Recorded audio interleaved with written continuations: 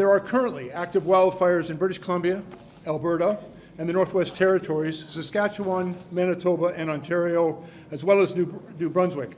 And we are very concerned about the fires that we have seen develop over the past few days in Nova Scotia, particularly on the weekend. Canada dealing with wildfires from BC all the way to the Maritimes. Emergency Preparedness Minister Bill Blair notes his government is expecting the danger to remain high. Over the next week, our data shows that fire risk will remain very high or even extreme for the Northern Prairies, for northeastern British Columbia, the southern parts of the Northwest Territories, well into the weekend. Increasingly, we're seeing really hot and dry, what we call extreme fire weather. High temperatures, low relative humidity, very windy.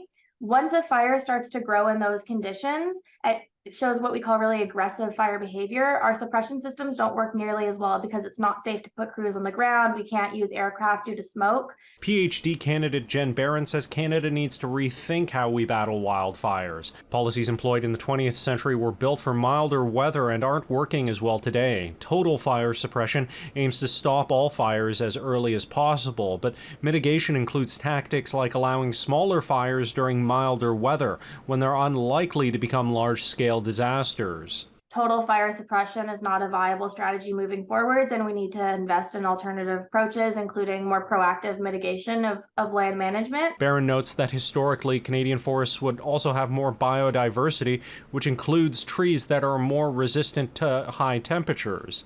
That variety could be reintroduced even if it's not as profitable as lumber or forestry products. But Barron says there's still a lag at a policy level to move away from total suppression. Even though we still have some work to do to kind of flesh out these ideas a little bit more, think how they would fit in with current systems, it's really on the side of shifting the policy and funding narrative and removing some of the barriers to doing more mitigative actions, which include a lot of liability barriers, sometimes public perception, and then also, reallocating costs or prioritizing mitigation as opposed to only funding and prioritizing suppression.